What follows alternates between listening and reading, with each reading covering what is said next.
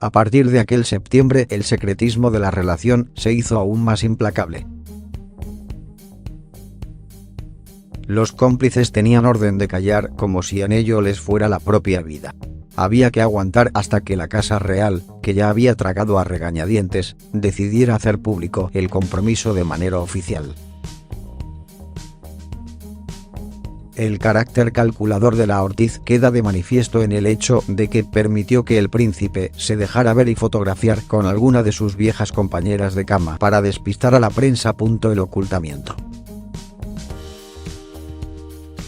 y la simulación fueron tan logrados que ni siquiera el compañero sentimental que la Ortiz tenía por entonces, el periodista de Prisa David Tejera, sospechó en ningún momento lo que estaba ocurriendo. Tejera había sido el máximo apoyo de la Ortiz cuando se divorció de Alonso Guerrero a finales de 1999.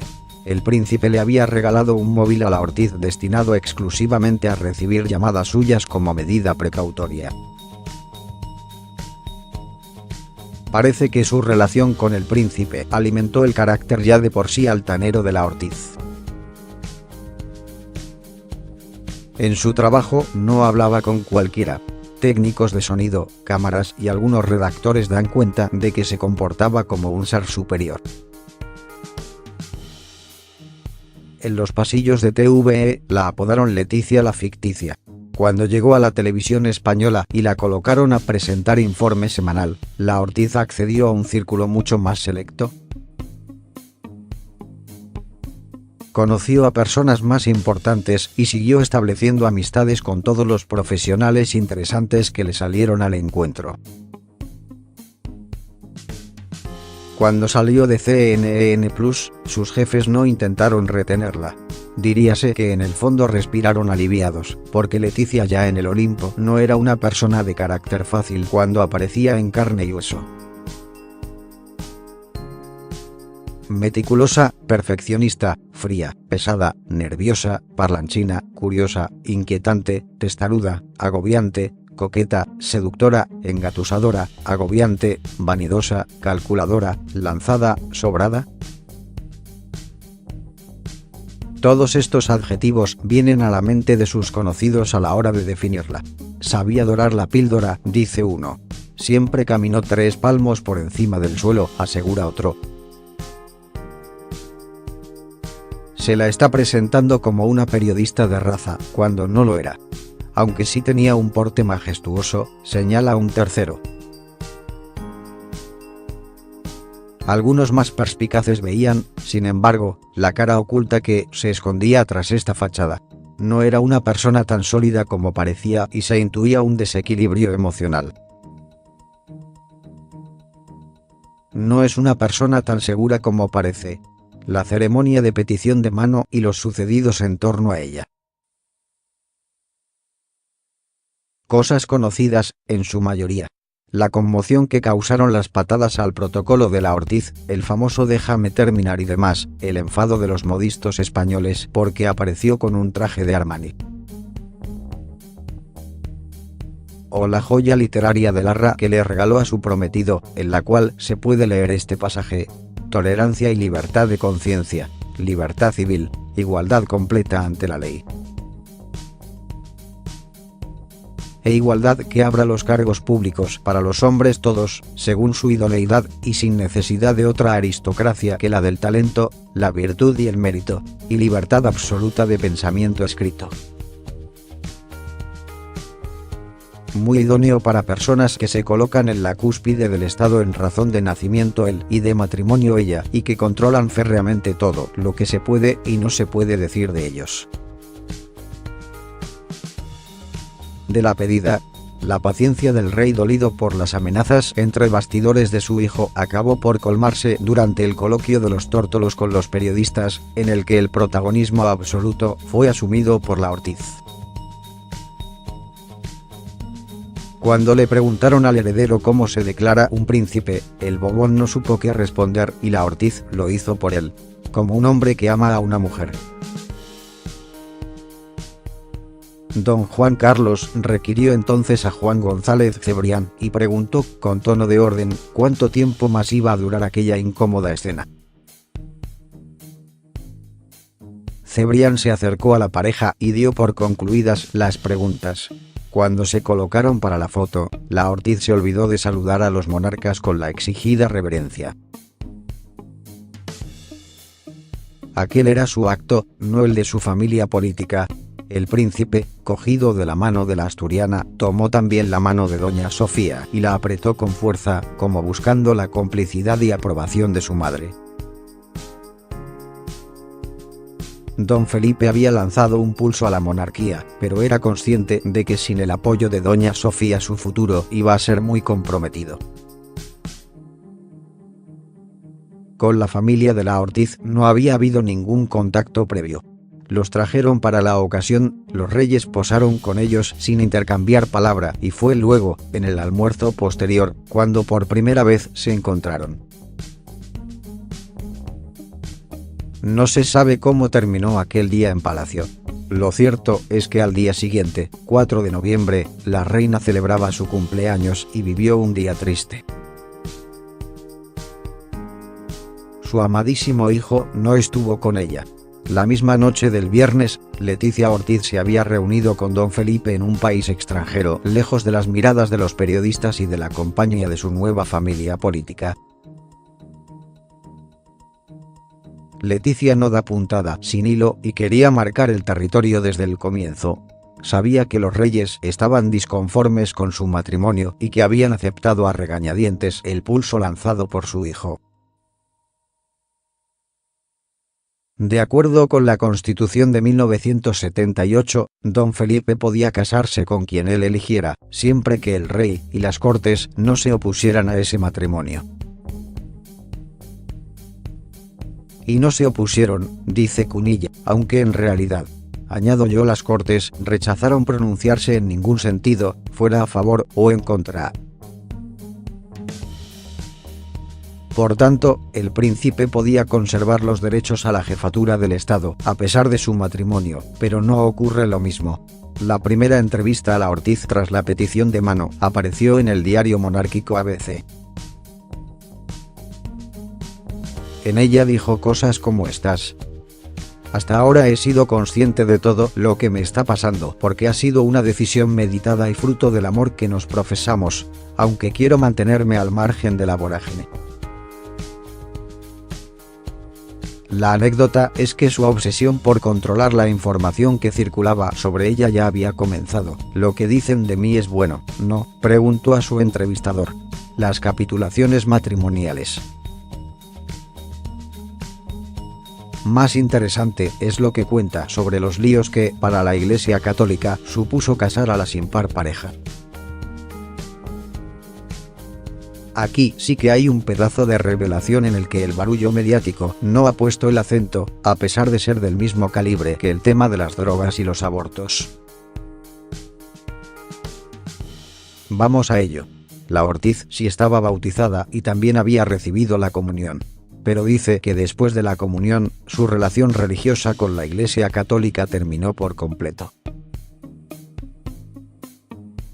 En su época estudiantil y periodística fueron muchos las que la oyeron alardear de agnóstica, no creía en nada, y, específicamente, de atea, no creía en Dios. Pero lo que yo no había oído nunca, no sé si vosotras si es el rumor de que la Ortiz había llegado a apostatar formalmente.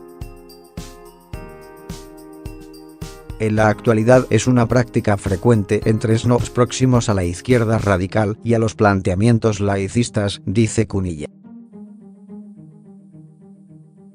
Demostrar si esta apostasía fue cierta es casi imposible, dado el secreto debido de la Iglesia a quien apostata, sea quien sea, de modo que a menos que el apostata haga declaración pública de ello, no hay modo de saberlo. El dictamen de la solicitud de apostasía se anota en el libro de registro de bautismos de la parroquia donde se celebró el sacramento y el expediente se archiva en el obispado al que pertenece dicha parroquia. No es accesible al público, únicamente a petición del propio interesado, y se trata con la misma reserva que un secreto de confesión. Un apóstata que quisiera volver a la Iglesia Católica tendría que volverse a bautizar. Evidentemente, si esa apostasía existió, el expediente de la misma estará guardado bajo millones de llaves. Lo mismo que el trámite especial antes de casarse, si es que a ella se lo pidieron, que se exige a los casados previamente por lo civil, divorciados, y que luego demandan matrimonio católico con otro cónyuge, en donde se deben de responder formalmente una serie de preguntas.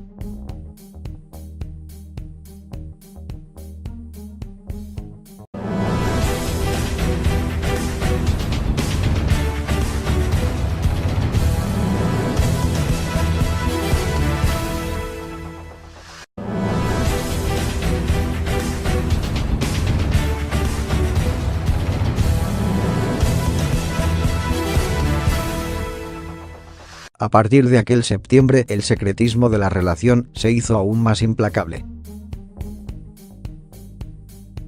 Los cómplices tenían orden de callar, como si en ello les fuera la propia vida. Había que aguantar hasta que la Casa Real, que ya había tragado a regañadientes, decidiera hacer público el compromiso de manera oficial. El carácter calculador de la Ortiz queda de manifiesto en el hecho de que permitió que el príncipe se dejara ver y fotografiar con alguna de sus viejas compañeras de cama para despistar a la prensa. El ocultamiento y la simulación fueron tan logrados que ni siquiera el compañero sentimental que la Ortiz tenía por entonces, el periodista de Prisa David Tejera, sospechó en ningún momento lo que estaba ocurriendo. Tejera había sido el máximo apoyo de la Ortiz cuando se divorció de Alonso Guerrero a finales de 1999. El príncipe le había regalado un móvil a la Ortiz destinado exclusivamente a recibir llamadas suyas como medida precautoria. Parece que su relación con el príncipe alimentó el carácter ya de por sí altanero de la Ortiz. En su trabajo no hablaba con cualquiera. Técnicos de sonido, cámaras y algunos redactores dan cuenta de que se comportaba como un ser superior. En los pasillos de TVE la apodaron Leticia la ficticia, de saludar a los monarcas con la exigida reverencia. Aquel era su acto, no el de su familia política. El príncipe, cogido de la mano de la asturiana, tomó también la mano de doña Sofía y la apretó con fuerza, como buscando la complicidad y aprobación de su madre. Don Felipe había lanzado un pulso a la monarquía, pero era consciente de que sin el apoyo de doña Sofía su futuro iba a ser muy comprometido. Con la familia de la Ortiz no había habido ningún contacto previo. Los trajeron para la ocasión, los reyes posaron con ellos sin intercambiar palabra y fue luego, en el almuerzo posterior, cuando por primera vez se encontraron. No se sabe cómo terminó aquel día en palacio. Lo cierto es que al día siguiente, 4 de noviembre, la reina celebraba su cumpleaños y vivió un día triste. Su amadísimo hijo no estuvo con ella. La misma noche del viernes, Leticia Ortiz se había reunido con don Felipe en un país extranjero, lejos de las miradas de los periodistas y de la compañía de su nueva familia política. Leticia no da puntada sin hilo y quería marcar el territorio desde el comienzo. Sabía que los reyes estaban disconformes con su matrimonio y que habían aceptado a regañadientes el pulso lanzado por su hijo. De acuerdo con la Constitución de 1978, don Felipe podía casarse con quien él eligiera, siempre que el rey y las Cortes no se opusieran a ese matrimonio, conocidas, en su mayoría. La conmoción que causaron las patadas al protocolo de la Ortiz, el famoso déjame terminar y demás, el enfado de los modistos españoles porque apareció con un traje de Armani. O la joya literaria de Larra que le regaló a su prometido, en la cual se puede leer este pasaje: tolerancia y libertad de conciencia, libertad civil, igualdad completa ante la ley.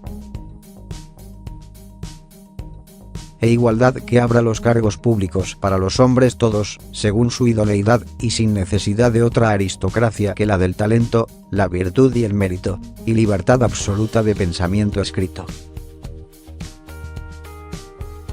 Muy idóneo para personas que se colocan en la cúspide del estado en razón de nacimiento él y de matrimonio ella, y que controlan férreamente todo lo que se puede y no se puede decir de ellos. De la pedida, la paciencia del rey dolido por las amenazas entre bastidores de su hijo acabó por colmarse durante el coloquio de los tórtolos con los periodistas, en el que el protagonismo absoluto fue asumido por la Ortiz. Cuando le preguntaron al heredero cómo se declara un príncipe, el Bobón no supo qué responder y la Ortiz lo hizo por él, como un hombre que ama a una mujer. Don Juan Carlos requirió entonces a Juan González Cebrián y preguntó con tono de orden cuánto tiempo más iba a durar aquella incómoda escena. Cebrián se acercó a la pareja y dio por concluidas las preguntas. Cuando se colocaron para la foto, la Ortiz se olvidó de... Y no se opusieron, dice Cunilla, aunque en realidad, añado yo, las Cortes rechazaron pronunciarse en ningún sentido, fuera a favor o en contra. Por tanto, el príncipe podía conservar los derechos a la jefatura del Estado, a pesar de su matrimonio, pero no ocurre lo mismo. La primera entrevista a la Ortiz tras la petición de mano apareció en el diario monárquico ABC. En ella dijo cosas como estas: hasta ahora he sido consciente de todo lo que me está pasando porque ha sido una decisión meditada y fruto del amor que nos profesamos, aunque quiero mantenerme al margen de la vorágine. La anécdota es que su obsesión por controlar la información que circulaba sobre ella ya había comenzado. ¿Lo que dicen de mí es bueno, no?, preguntó a su entrevistador. Las capitulaciones matrimoniales. Más interesante es lo que cuenta sobre los líos que, para la Iglesia Católica, supuso casar a la sin par pareja. Aquí sí que hay un pedazo de revelación en el que el barullo mediático no ha puesto el acento, a pesar de ser del mismo calibre que el tema de las drogas y los abortos. Vamos a ello. La Ortiz sí estaba bautizada y también había recibido la comunión. Pero dice que después de la comunión, su relación religiosa con la Iglesia Católica terminó por completo.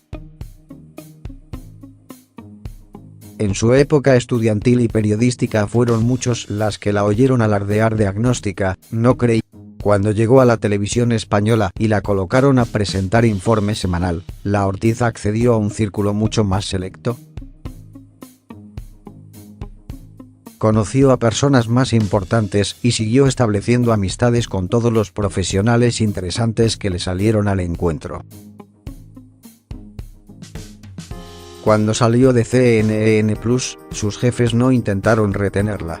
Diríase que en el fondo respiraron aliviados, porque Leticia ya en el Olimpo no era una persona de carácter fácil cuando aparecía en carne y hueso. Meticulosa, perfeccionista, fría, pesada, nerviosa, parlanchina, curiosa, inquietante, testaruda, agobiante, coqueta, seductora, engatusadora, agobiante, vanidosa, calculadora, lanzada, sobrada. Todos estos adjetivos vienen a la mente de sus conocidos a la hora de definirla. Sabía dorar la píldora, dice uno. Siempre caminó 3 palmos por encima del suelo, asegura otro. Se la está presentando como una periodista de raza, cuando no lo era. Aunque sí tenía un porte majestuoso, señala un tercero. Algunos más perspicaces veían, sin embargo, la cara oculta que se escondía tras esta fachada. No era una persona tan sólida como parecía y se intuía un desequilibrio emocional.